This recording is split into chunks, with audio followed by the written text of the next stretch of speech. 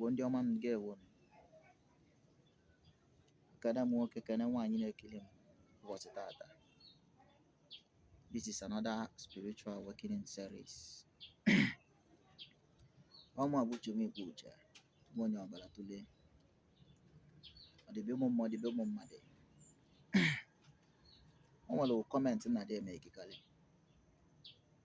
Even I used it in one of my posts na page na Facebook. I say, in seeking happiness for others, you will find it in yourself. Don't search for what you are passionate about. Serve others to make yourself passionate. So, I will tell you, the teaching for today is mature.